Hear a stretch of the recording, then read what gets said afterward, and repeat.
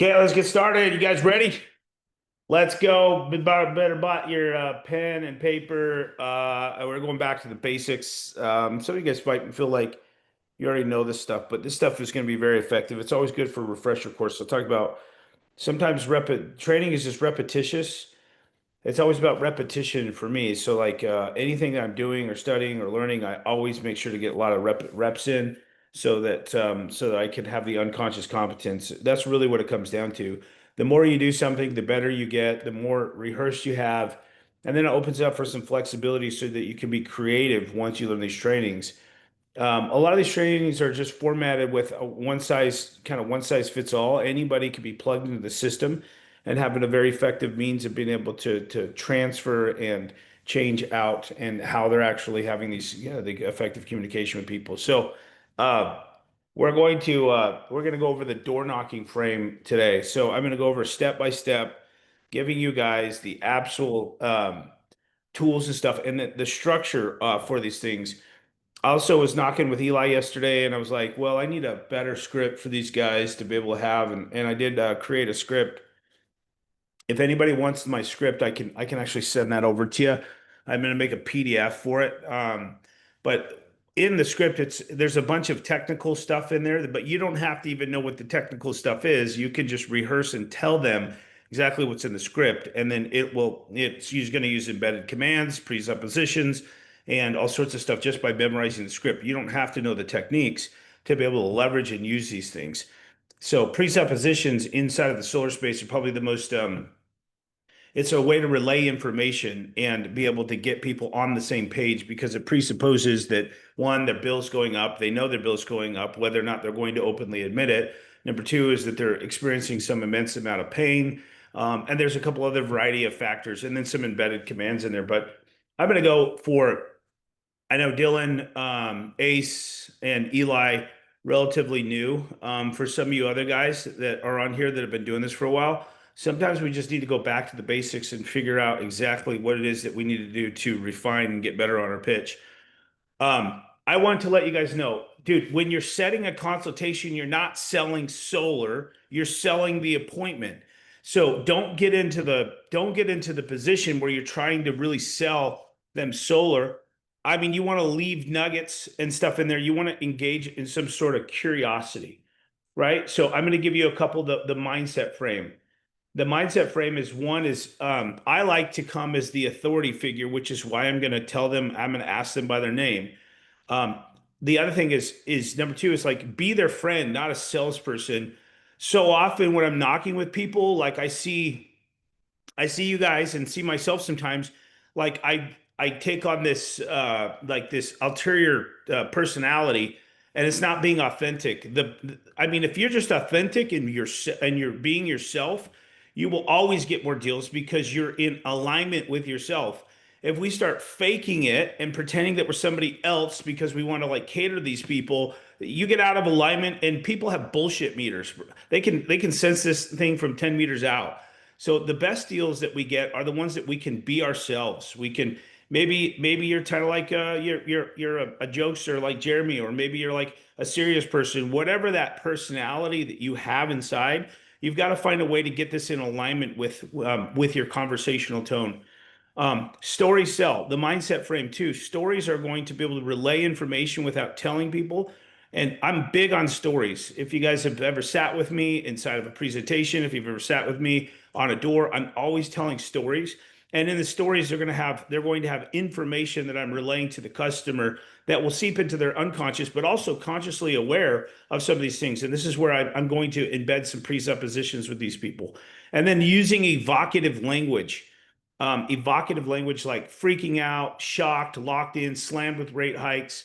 Um, some of these words are going to evoke emotion. If we're using vanilla language on the door, we're going to get a vanilla response. Some people are going to respond a little bit more vanilla, but I know that for a fact that when we use very evocative language and we're talking about people freaking out or people really, really scared or all of these other things, all of this language that we're using, we're actually enticing these people to get curious and then also to imagine themselves being in a position where they're freaking out or they're really scared or they've noticed this and they have immense amount of pain. We can evoke an emotion. Evocative language is always going to evoke emotions. Now, the you don't have to have an extensive vocabulary to be able to do these things, right? You don't have to have like this extensive vocabulary to be able to talk about these things. We can have a very limited vocabulary and still be able to have these conversations with these people. Um, so like this is the mindset is first and foremost, you're not selling solar at the door, you're selling the appointment. And we want to put some hooks in people and get people kind of curious. And we want to get people like wondering exactly what this is going to look like. So step one, knocking doors. Pattern interrupt. We talked a little bit about patterns on Wednesday meeting, but I'm going to tell you right now, people have patterns of how they react when somebody's trying to sell them something. If you look at yourself, and let's say you go to the gas station, some dude's trying to sell something to you, what happens? Your shields go up. Usually you're not going to be open and you're not going to be receptive to that value proposition, whatever it is. Doesn't matter if even it's good for you because we all have internal representations that we don't want to lose our money. And so we don't want to lose money, we don't want to lose time. So you got to understand when you're knocking on someone's door and you're like, "Hey, hi, are you the homeowner here?" What do you think these people are thinking? Like, what are people thinking when you do it like that? Sales What are guy. you selling? Salesman. What do you Yeah. want? What are you selling? Yeah. And that's usually what you're going to get. If they're bold, they're like, "What are you selling? What do you want?" Like, and you really figure out truly people's nature when you're knocking doors. I feel like we get to know communities really well because like if someone's going to be very dismissive, they don't want anything from you. How nice are they going to be to you? Most people are just going to be jerks. I'm just be honest with you guys. Unless you're in a small town, small community, people are going to be really friendly. But for the most part around here, people, as soon as they recognize that you're a salesperson, they're like shields up. And immediately what they're going to do, they're not going to have they want to get ready as fast as possible. They're not open to anything. So the best way that I like to do pattern interrupt is I like to pull up rep card. I like to grab their name, the first name, last name. Let's say it's Jim Barlow, right? And Jim answers the door. I'm like, "Hey, Jim, awesome. Hey, finally, we're able to catch you. I'm so glad that we've been trying to reach you for the last couple of weeks. If you call someone by their name, this is the best way to interrupt their patterns.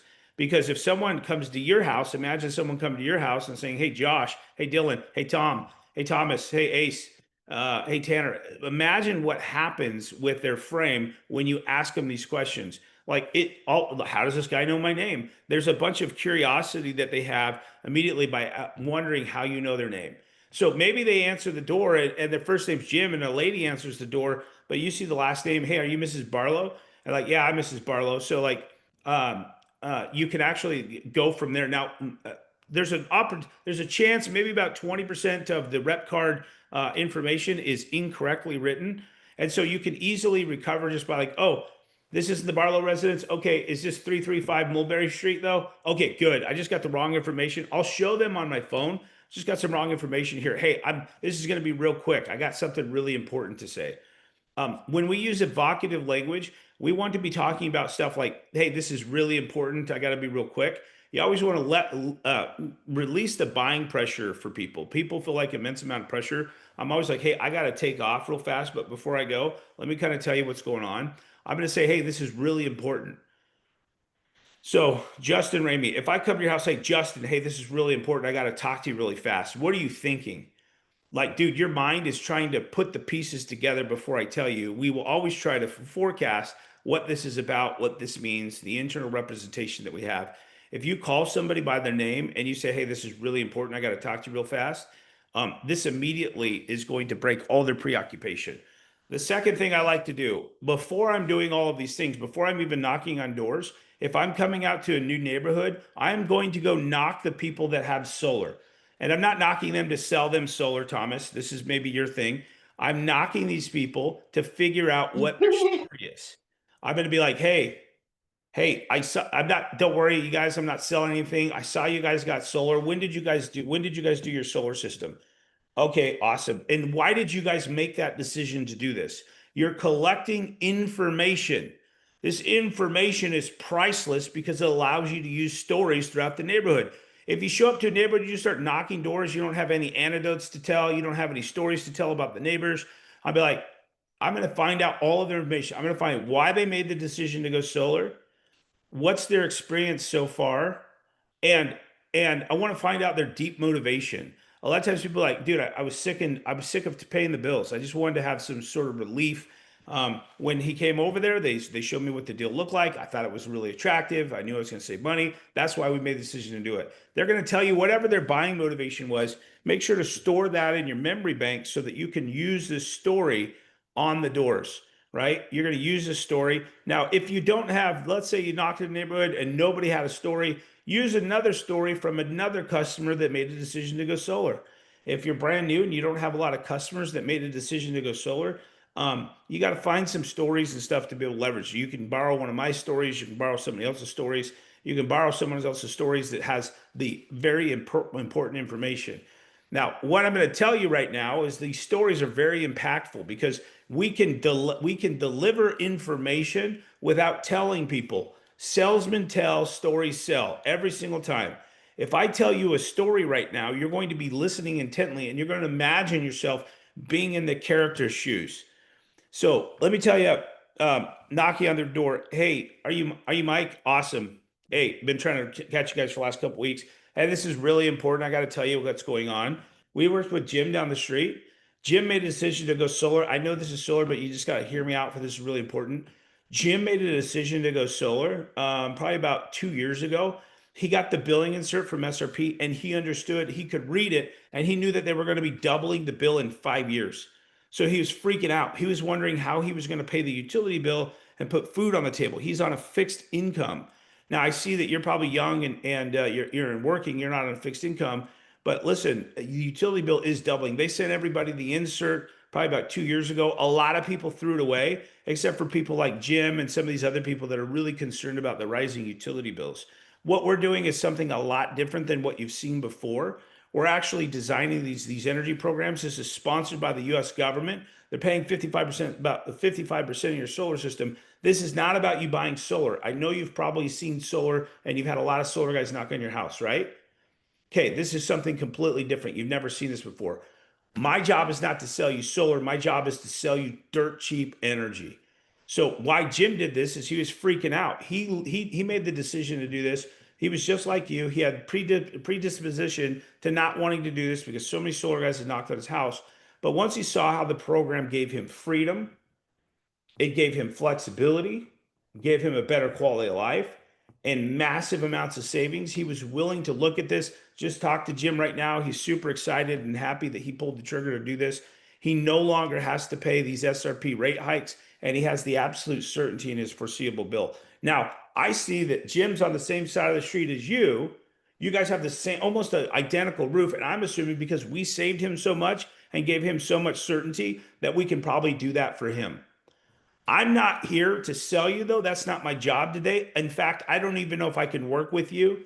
I have to at least save you some money from day one, and there can't be any financial investment out of your pocket. So, how this works is we run the utility bill and we take your utility bill, we run it, we see if you qualify. If you do, we come back and we show you what this looks like. What are your high bills in the summer? So, I just get to give you like you know, a brief overview. I kind of went a little bit over, I jumped ahead. But the idea behind this is like I just relayed information. One, it presupposes that everybody's bill is going up. So like that story, hey, he read the bill, he saw that they're going to double the bill. I just gave him information leveraging with a story and a third party. So he can't tell me, "Oh no, that's not true." I did it with a third party. If you come and say, "Hey, your bill's going to double in 5 years," dude, they're like, "He's lying to me." Maybe they haven't noticed it. Maybe you talk to somebody and you're like, "Hey, have you seen your bills go up?" And they say no. Where do you go from there? You don't have anywhere to go. You just went through a dead end street, man, and you got stuck there. So when we leverage stories and we do these things and we're laying this information, it presupposes that no matter what, your bill's already increasing. He saw this, he was aware of it. You probably weren't, but this is what he saw. He was freaking out. They'll put themselves they'll put themselves in Jim's shoes and see themselves their bill going up to double in 5 years.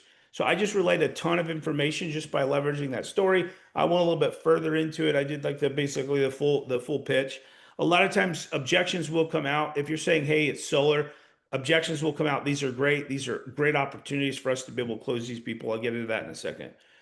you got to do some sort of pattern interrupt. The best way is to be able to call them by the name or do something wild and crazy. You do something wild and crazy. When you're walking up to the door, you're looking at things at the house that will give you some sort of a connection. Maybe they have a sports team. Maybe they got kids. Maybe they got, I'm always looking if do they have pest control? Do they have the little white stuff on the door? If they don't have pest control, they're crazy living in Arizona. But that gives you some semblance that they have stuff. If they have an alarm, if they have a Vivint alarm, they paid a lot of money for that alarm every single month. It's one of the more expensive companies. Chances are, if they have a Vivint alarm system, they bought it from a door-to-door guy. This is always great news for us. If they made a buying decision once to buy something from a door-to-door guy, they'll make a buying decision again. If you don't know the name, you can do all sorts of pattern interrupts. The worst thing you can do is just be like everyone else. Hey, are you the homeowner? Oh, great. Cool, man. Yeah, I'm actually out here. My name's Luke. I'm with Our World Energy. You're costing yourself some time. People are making a decision whether or not they're going to talk to you in the first 30 seconds. If you don't make impact or gauge their curiosity within that first 30 seconds, you're going to get all of those doors slammed on you. So you've got to make some sort of an impact very quickly so that you can relay the information. I love to call them by their name. You guys can certainly do whatever you want. Calling them by their name is probably the most effective thing you ever do. Listen, when I started knocking doors, we didn't have all this technology shit. You had fucking paper contracts. I had this binder. It was fucking crazy. Dude, like you didn't have any of this shit. Now we can leverage and we can use technology to help us get further along the sale. And so you got to understand, just look at it from someone coming to your house, calling you by your name and saying, hey, this is really important. I got to talk to you. Very important part of this equation is how you're standing and the tone that you're relaying. So if I can say all these right things linguistically, but if I'm shuffling my feet or if I'm confrontation with my body language or if my tone is like, hey, are you Rick? Awesome. Cool, man. Like, dude, there's a way that people are going to buy you. There's a way they're not going to buy you. If you come in as just a sales guy, which is high pitch, high tone, really like, oh, hi, hey, how are you? Oh, great. My name's this. I'm with this company. People don't give a shit. They're not going to remember your name and they're not going to remember the company name in the first 30 seconds. A lot of people will default into doing this, but you're just wasting time. You're wasting 30 seconds. These people are going to hang up on you or close the door on you more than likely. They're like sales guy, high tone, body language is kind of weird. Like, yeah, I'm not buying it. I'm watching daytime television. I got to slam the door. So you've got to be able to kind of make some of these things on there. You've got to be able to do some of these things right. And by the way, not asking you to get everything right. You learn what to do by repetition. You learn what to do by putting in the work and being able to develop the skill set. You'll learn how to position your body. You'll learn how to be able to master your tone. But at this point, what we want to do just immediately is break the preoccupation. If you can break someone's preoccupation and get them curious about the value proposition and keep that curiosity, you will get all of these people that you couldn't get before just by leveraging that one thing. Qualifying. So keep it conventional, not interrogation style. Hey, you guys, I ask him like a double negative question. Hey, so you guys got the insert from SRP, you probably threw, or APS or whatever it was, you probably threw it away like everyone else. Is that pretty accurate? What are they going to say? They're going to say either, yes, I probably threw it away, or no, I got it. I saw what was going on. Okay, so how did you feel about it? There's two directions you could go. So you know that they're going to be doubling their bill. How does that make you feel? Because what's your current bill right now? So how does that make you feel knowing your bill is going to double in 5 years so that you can pay for them to make solar to be able to design solar systems? How does that make you feel? Like you want to ask them these things. A lot of times an objection will come out if you've made your mark. If you've done a really good job at the pattern interrupt, like you've interrupted their patterns, a lot of times the ball's in your court. You have full control over these conversations. So at this point, we want to start asking questions, but we don't want to do interrogation style. You want to be able to ask them these very explicit questions, but you want to be able to do it in a way that you're friendly. The other thing too is like your tone. You should never be like high pitched. You should talk to these people just like you would talk to someone in an association or authority. If you can knock every door and pretend like you're a cop and have that sort of moral authority, bro, you're gonna get all of these people. They will buy into that. That's a little bit challenging to do, especially when you're unsure and uncertain of yourself. So the next best thing is if you can't adopt the authority tone, then what you're going to do is you're just going to talk to these people like you would talk to your friend. How are you talking to your friends? What's your tonality like? What's your body language like? Be able to adopt this stuff, sort of these sort of techniques, so that you can get yourself closer to this, closer to the close. So, some language I like to use. Has anybody told you what's going on? Has anybody told you what's going on?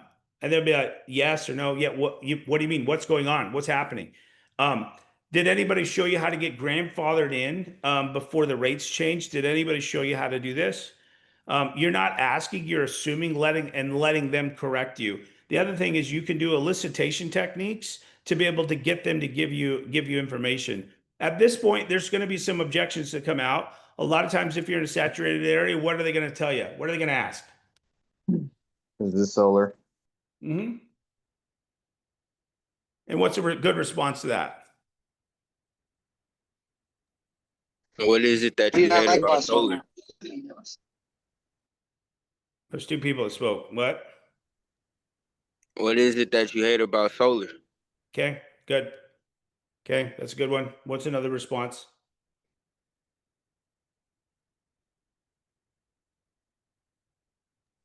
The what is it that you hate about solar? This is a great question asked, because they're either going to tell you, no, I don't hate solar. Well, what is it? Says they ask me if I solar. What is it that you took back control? When they ask you a question, you ask them a question. You take back control. Now, at this point, if you ask them, hey, what do you hate about solar? What are they going to tell you? They tell you all the stuff they hate about it. Oh, I don't hate it. Like we were talking to people yesterday, like, I don't hate it. Well, what is it about it that you don't like? Well, I don't like this, or I don't like that. They're giving you the blueprint on how to close them. A lot of times, if you've gauged their curiosity, if you got these people curious at this point, though, they're not going to be asking questions. They're really curious. If you can be able to master the first part, and you can master the tonality, the body language, and be able to convey some sort of curiosity. If I come to your house and I'm like, hey, Ace, Ace, this is really important. I got to talk to you and tell you what's going on here in the neighborhood real fast. Like, dude, you're like, oh, what's going on? What's happening? What's going on? Like, you're thinking of all these other things. You're not thinking, is this solar? We're able to leverage this very quickly and easily. So we're going to be able to qualify these people really quickly at this point. This is step number 2 or step number 3. You're not giving a solar pitch either. You're using emotional stories. Like the last one was emotional stories, freaking out.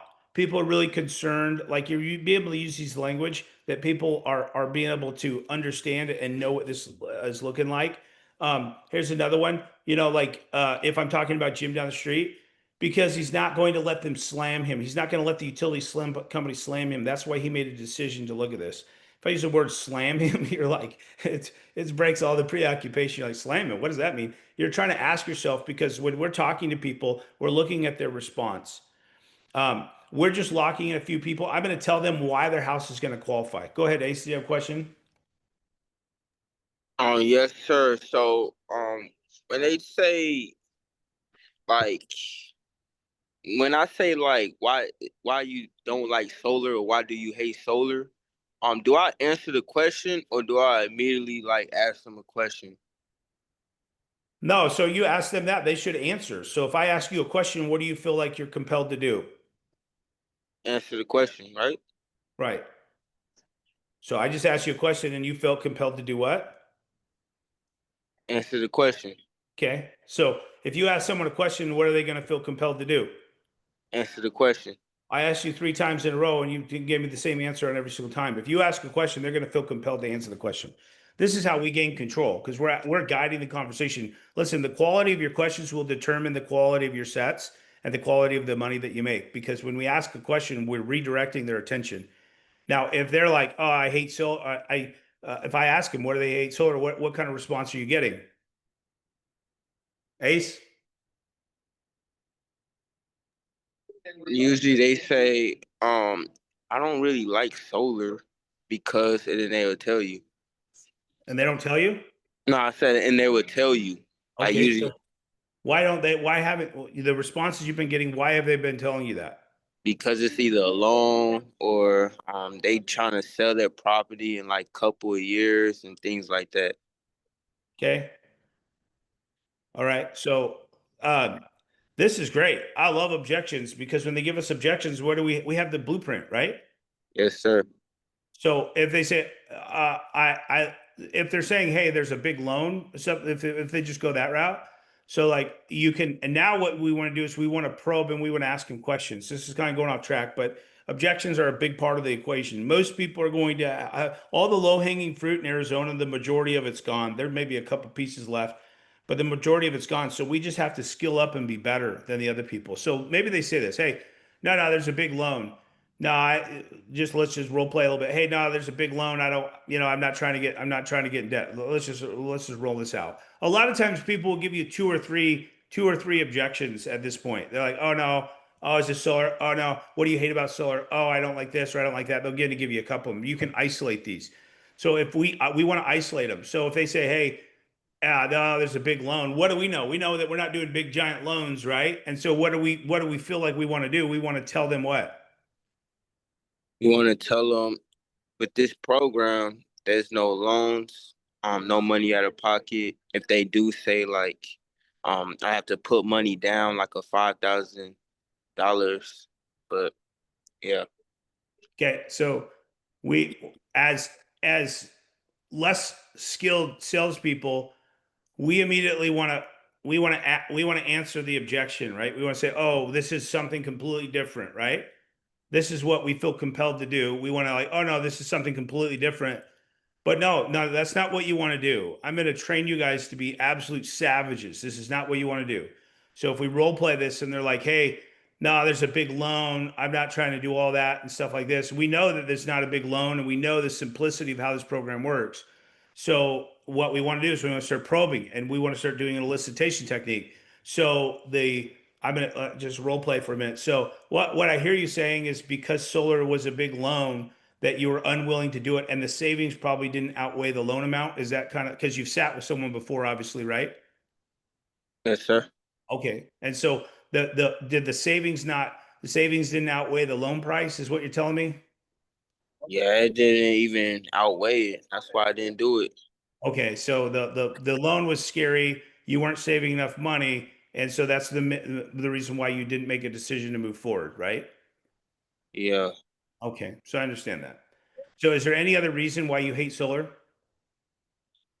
Yeah, they asked like I had to put a lot of money up front, and I really don't have the money to just spend money like 5,000, 3,000. Like I just can't do that. Wow. They're asking for $3,000 and $5,000 for you to get started. Yeah, Wow, that's crazy. And so on top of it being a big loan, there was a lot of initial startup fees that you'd have to pay to move forward, right? And that's why you didn't make a decision to do this. yeah, So, but that was basically it because if was there any savings that if you would have invested in that and you got the loan, would you have saved money on your utility bill?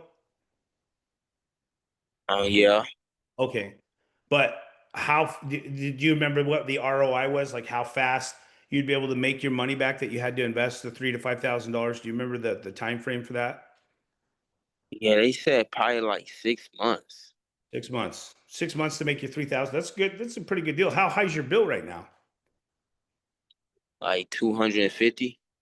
Yeah, I'm not seeing how 250 times six was going to pay for your natural investment. So what I want to tell you, Ace, is first of all, I understand where you're coming from. You're the type of customer that we're actually looking for. Because what we found is that most people have looked into solar, but they got hesitant because of the out of pocket and because of these giant loan amounts, right? And even if they had some sort of semblance of savings, they weren't willing to take the risk of adding a loan. This is why this program is completely different. Let me tell you about a customer I had down the street, Jim. So Jim he'd met with 4 or 5 different solar people. There was always these big expensive loans that he was responsible for 25 years. There was an investment. Although he wanted to save money on his utility bill, he certainly did not want to take the risk of adding a loan. So what we showed him this program, and I'm going to tell you what this program looks like in a little bit. This just made sense. This is a government sponsored program. It's writing that tells of the Inflation Reduction Act, where they're actually paying us, our company, 55% of your solar system. This isn't about you buying solar. I'm going to break this down very simply. This is about us being the new utility company and selling your energy for substantially less than what you're spending, right? There's no loan on amount. We're not trying to convince you to buy solar. That's what we do. We're buying the solar. We're buying the battery. You're not buying that. We're selling you the energy back at a flat, predictable bill that saves you tens of thousands of dollars without any risk. And by the way, the great thing about this is this creates a lasting legacy at this house because this has an absolute certain bill that's attached to it that's substantially less than what your utility company is. So based on what you told me, like I don't blame you for not wanting to move forward if there was a big expensive loan and you had to pay a bunch of money out of pocket. I think why you should look at this is because this is probably in alignment with what you want. Because what you told me is that you looked at this thing because you wanted to save money, right? Yeah. Okay, so I understand. So you're looking for some sort of relief because you want to save money. And so what this program does is it does exactly that. Now, here's the thing. I don't know if I can work with you. There's some requirements that we have to meet. One is we have to save you money from day one. And number two is there can't be any out-of-pocket expense for you whatsoever. So as long as we can and save you money from day one, there's no expense for you out of pocket. We would come back and we would show you how the program works. The only thing I need to do is grab the utility bill, and then we send this back to the engineers and we see if you qualify. But according to what you told me, which is you didn't move forward, you looked into this because you wanted to save money, but there's a big expensive loan. I totally get that, man. This is exactly why a lot of times people didn't make a decision to go solar because there's huge loan amount. So what we want to do is run this report. I promise you right now, if I can come back and I can show you a way that we take what you're already spending and we drastically reduce that, and then you have certainty, quality of life, more control, more freedom. I'm assuming that this is probably pretty much in alignment with all of your goals, needs, and desires, right? Yeah. Okay. So the thing is when someone gives you an objection, what we want to do is we want to take that objection, we want to probe, we want to ask them questions, and then we want to feed back to them exactly what they told us. Now, what the people feel like, they feel like they're understood and that we're not coming there with our own agenda. The thing is when you come with your own agenda, what do people think? They're like, dude, this guy's not even listening to me. I told him I don't want solar. I told him I looked into it. He's not even listening to what I'm having to say.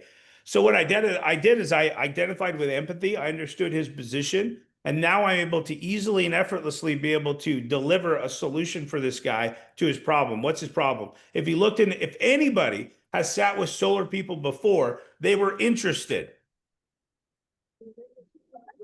Find out why they were interested and press on. So I'm going to go to the qualifying. So the other thing is like there's a lot of a brush off. So if you can break their preoccupation, break their patterns, like you immediately will get you won't hear the not interested, right? You're not going to hear the not interested if you can call them by the name, say this is really important. I got to talk to you real fast.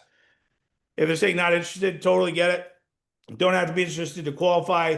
That's exactly why I'm here. And then you move on. And then you talk about how other stories about people that weren't interested and why they became interested. Hey, I'm super busy. Hey, me too. I'll be quick. I got to go here in a minute. You're looking out. You lean towards the other direction. I'll be really quick. We've already talked to somebody, so that's good. What were you hoping? What were you hoping they'd show you? This gives you an opportunity to figure out why exactly did they meet with somebody. Anybody's like, no, no, no, is this solar? Like, yeah, what do you hate about it? Like, oh no, we met with somebody, we didn't see the same, we didn't blah blah blah. Like, okay, what were you looking for when you set the consultation? This gives us the blueprint because if they tell us, no, I was looking for saving money, I just didn't want a big utility bill, I just didn't want a big loan amount, I just didn't want to pay any out-of-pocket expense for us. That gives us the opportunity to probe a little bit deeper and then give them our value proposition. And then the last one, I'm just going to keep going up. The brush off, these are kind of like a little bit of these objection handling, but then the appointment close. Look, I'm not going to work with you if I can't save you money from day one. Is that fair? I'm not going to work with you if there's any out-of-pocket expense for you guys. Is that fair? I'm not wasting anybody's time. I'm not going to waste my time. Certainly not going to waste your time and come in and show you something that I can't follow through on my promises. I've got a spot tomorrow. I've got a spot on the next day. Which day works better for you, tomorrow or the next day? Does Saturday or Sunday work better for you? Does Monday or Tuesday work better for you? I've got a part mornings or afternoons. Which time works better for you? Yes or question. And the other thing too is like, hey, after all we talked about, what are you most excited about to see about the proposal? Make sure to do strong pullbacks throughout the presentation. Don't be needy. Be the needed.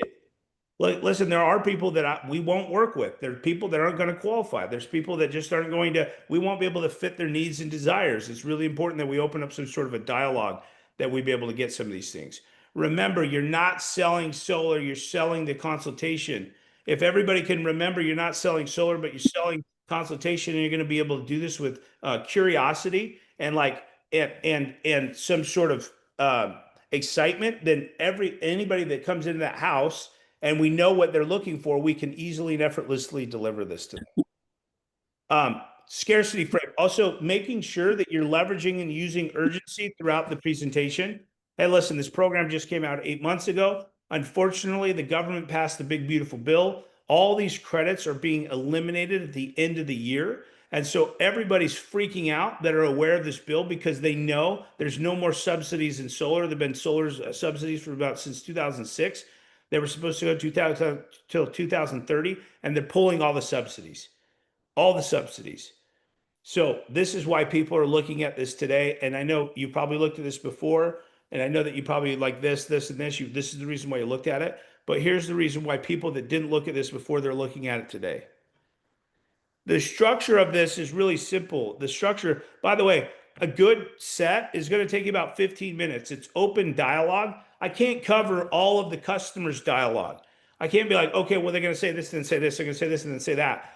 But I can give you the framework for being able to be able to understand where they're coming from. And that's just probing and asking questions, not just, hey, what do you hate about solar?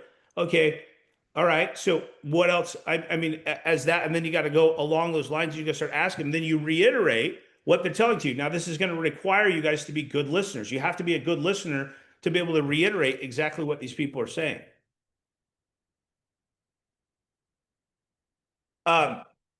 The other thing too is like before you go in for the close, you can always leverage. I know a lot of you guys have done the pace lead. So I'm always pace leading people. So I'm like, so obviously you guys would like to save money, right? Okay, cool. And obviously you guys don't, you guys, and obviously if you have something that you didn't have to invest in, that we're going to be able to have an incredible return, this would be something you'd be interested in, right? And you guys want a better quality life. I'm just assuming you guys want a better quality life, right? That's exactly why this is in alignment with what you want. And this is why we're going to run the utility report and we're going to make sure that you qualify. There's a lot of other things. I wrote a script for it. It doesn't cover what the customer says to you. You got to understand every single door is different.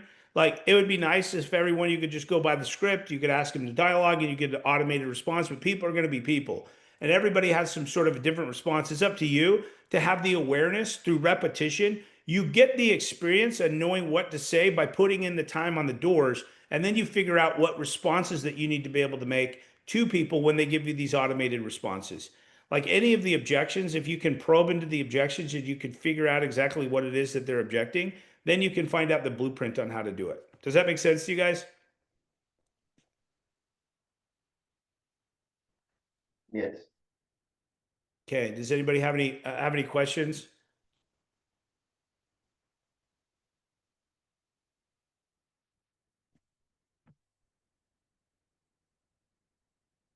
Does anybody have any input they want to give? I got a question real quick. Can you? Go ahead. Okay. So, when you say like probe and ask questions, like, do you like agree with them on the first term, or like do you ask like more questions? Like, can you like go in a little bit more depth with that?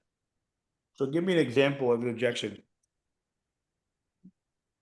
Um, Alone. So when what we just did, like, hey, I looked into it and I didn't move forward because there's a loan. Have you ever got that far when they told you, oh no, this is solar? Yeah, I didn't want to do a loan. Have you ever gotten past that, or have you just gotten stuck there? I gotten past it like a couple of times, but I got stuck probably like on like the second or third objection. Okay. And so you're asking if I agree with him, oh, a loan, and then move on. No, Yeah. you're not agreeing with him. You're stating what their position is. So if someone says I didn't move forward because there's a big loan, what do we know? So now we're like, okay, you didn't move forward because there's a big loan involved. And so what about the loan? Was there not enough savings that were attached to the loan? Or was it just going to cost you a bunch of money over a long period of time and you weren't saving money? You want to ask, like, what's their, why, maybe they were saving a lot of money, but they didn't want to risk the loan. Someone didn't present it correctly. Like I've presented thousands of loans and I've gotten thousands of deals through just doing loans alone. But it's about how you're presenting those things to the customer. But if we got to understand their position, this is about our position. We know one is that we're the product that we're doing right now doesn't have a loan attached to it. It's just buying cheaper, cleaner energy from the rooftop. 25-year warranty, 25-year guarantee. People that met with people that didn't want to do loans, they should love this program because they're just reducing their bill, right? I mean, they should just be reducing the bill. But I'm not agreeing with them. I'm understanding their position and I'm restating and reframing what their position is. So you guys didn't move forward because there's a big loan, and I'm assuming there probably wasn't enough savings attached for it for you guys to take the risk to take on a loan. Is that why you guys didn't move forward? Yeah, that's the reason why. Okay, so the loan, how much was the loan? Just out of curiosity. Man, it was like over 20,000. Okay. And so the 20,000 and the amount of, and just trying to get the position here, the amount that you were saving every single month, it didn't outweigh the loan monthly price. Yeah, I looked at it and I wasn't really going to save any money. Probably like only like $20, but Okay. that's not really a lot.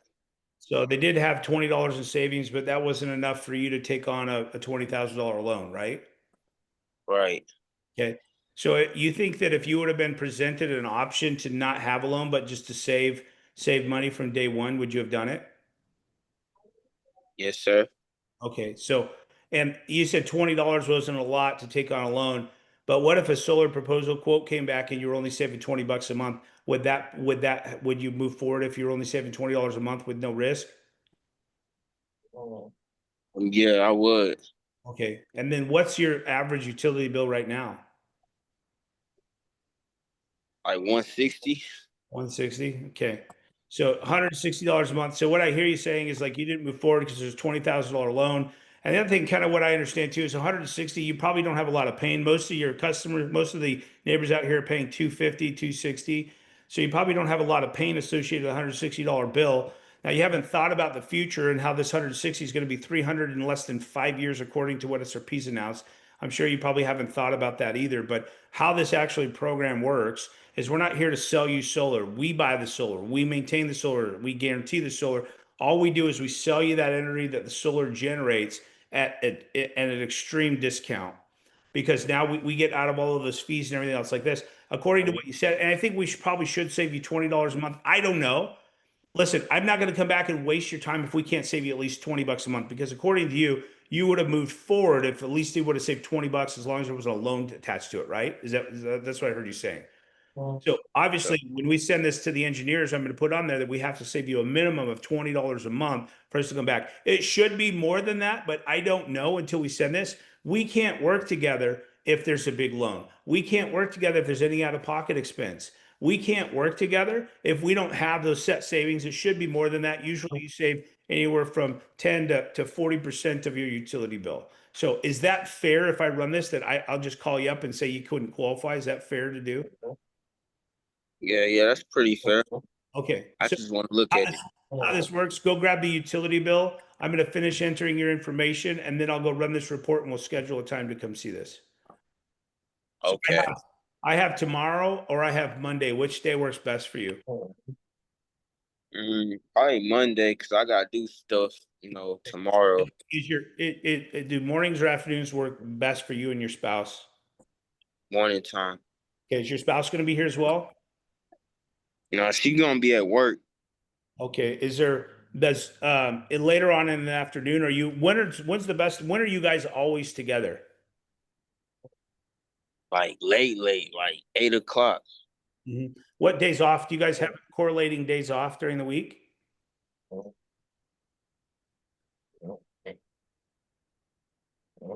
Like, like I said, we usually have time like late nights. 8 o'clock, you said? Yeah, around that time. Yeah, That's I when can she be actually home. be here. This is going to be quick. I've kind of given you the gist of it. I just want to inform her of the good news.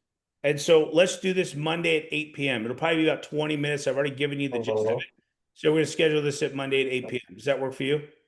Yeah, that works for me. Okay. I just want you to tell your wife, hey, we're not going to come back unless they're saving us money. There's no loan on here. She probably sat through this before, and she probably had the same, she had the same feelings that you had. I promise you. But the one thing I want to promise you this is going to look too good to be true, right? You're going to look at this and be like, hey, this is too good to be true. I'm going to explain mathematically how this works, but I'm going to come back and I'm going to show you exactly what the proposal looks like, how much you'll be saving. I'm going to show you how you have a better quality of life, more freedom, more control. And I'll see you guys at 8 p.m. What are you most excited about to see out of this? I'm excited to save money. Okay, And cool. So, by the way, I'm going to run the report. If I can't see the savings that we agreed upon, I'll shoot you a text and tell you if we couldn't do it. As if we do, no news is good news. So I'm going to show up at your house and I'll see you guys at 8 p.m. Monday. If there's any chance that you can't make this, I'm going to shoot you my number real fast.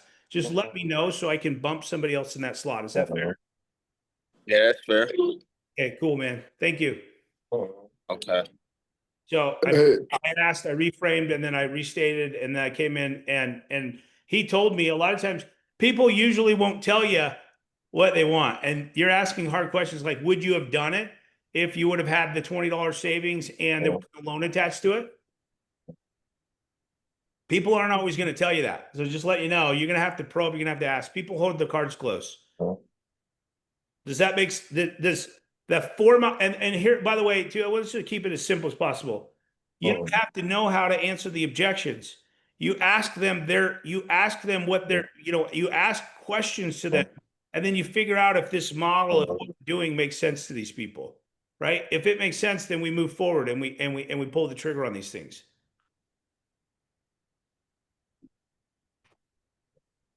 Gotcha, that makes sense. Look, I got a question for you real quick. Not really a question, but what are some of your favorite pullbacks to use? Because I feel like I used to sell cars, and when used to present them numbers, they always like tighten up. But if I had some pullbacks, once I present them, oh, like it's like I'm solar, or like when they get defensive, what are some pullbacks from to stir their mind off of the solar, or stir their mind off of like, oh, I'm just trying to sell them something?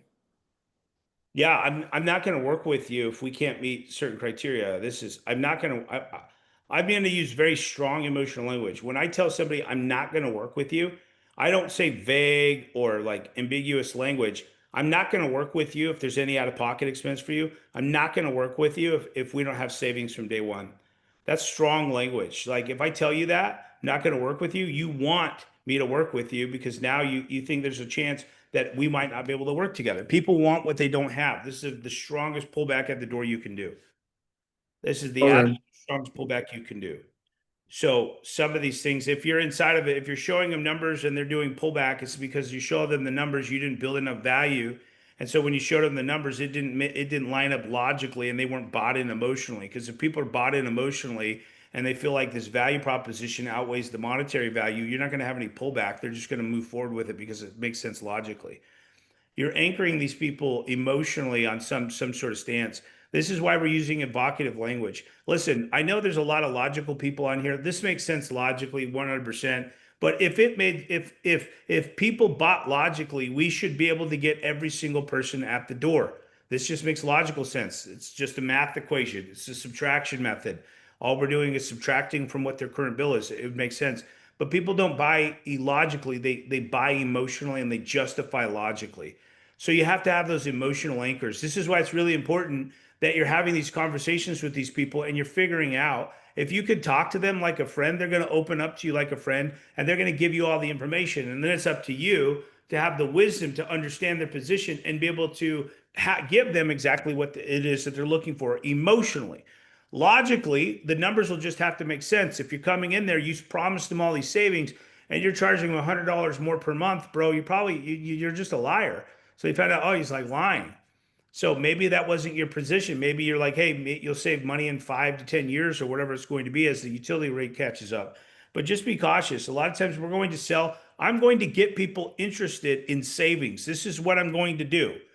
My technique is to get people interested in savings, but I'm going to tell them, listen, I'm going to get you interested by savings, but what I'm going to show you is how I'm going to give you freedom, control, and a better quality of life, which are better than the savings. The savings are the icing on the cake, but you're going to be interested because you want to save money. but I'm going to show you how to take back the control, how to gain freedom, and have a better quality of life, which are going to outweigh the monetary value. If I can't do that, if I can't deliver on what we talked about, I'm not going to work with you. I'll call you up and tell you we couldn't get the savings, we couldn't get the things that we wanted to make this deal look good. Is that fair for you, Dylan? Is that fair that we do that? Yeah, that sounds fair. Okay. All right, let's go. So then you just move forward, dude.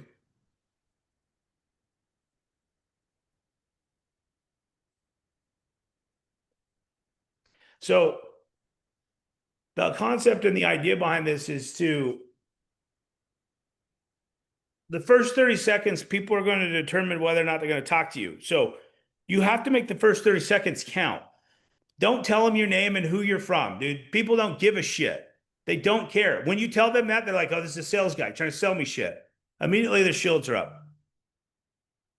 I'd be like, hey, Trey, awesome. Finally, we're able to get a hold of you. So grateful. Hey, did the neighbors tell you what was going on? This is kind of important. Or this is really important. Like, you've got to be able to talk to these people in a way that will get them to listen. Telling them your name and what company you're from, people, dude, they're not even going to remember that shit. And make sure that you're clear in your speech. You could use some confusion statements, but making sure that you're very clear exactly what we're doing and why this is important to them. Hey, this is really important. I got to talk to you real fast and kind of tell you what's going on in that neighborhood. Dude, the neighbors are freaking out. Jim's freaking out right now because he got the billing insert from SRP and it's talking about they're going to be doubling everybody's bill. You guys probably got that. Did you throw that away or did you keep it? It came about 2 years ago. You're asking for a question, whether they say, yeah, I kept it or I threw it away, it's still a win because you're getting them to answer the question. You're taking back control. Did you know how to read that? Maybe they say, yeah, I got it. Hey, did you know how to read that? Did you understand that they're going to be doubling your bill? Oh, you didn't? Okay. Yeah, they're doubling the bill. I mean, everybody's freaking out. Most of the neighbors are freaking out. If you ever get on like the Nextdoor app, people are freaking out because they're paying some of the highest bills they've ever paid this summer. So people are really sweating and worried about it. So this is before the data centers get online. So I'm not here to sell you anything. Don't worry. The other remark that I use is like, I'm not here to sell you anything. So I'm not here to sell you. We're not selling anything. We're setting consultations. We're not selling anything. So really important, make it very clear that you're not there to sell anything too. Like you do the strong, that's another pullback. Hey, don't worry. I'm not here to sell you anything. We're seeing if you guys qualify. So we'll see if you guys qualify for this brand new program. Listen, I think if you guys can adopt some of this, and if you go layers deep, I want to keep it like I like to create foundations and not word tracks because my word tracks change on every single door. I can keep like a very vanilla word track, but I like to keep the foundational stuff. One is just the breaking the preoccupation, breaking the patterns. That's number one. Number two is like talking in a friendly tone or authoritative tone. If you're brand new, you're going to probably want to talk in a friendly tone, not authoritative tone, and not high pitched, but just do like a normal pitch, like you would talk to somebody like how we're having a conversation right now. I watched Eli yesterday when he talked to the Hispanics, bro, he was on point. It was like they're buddies.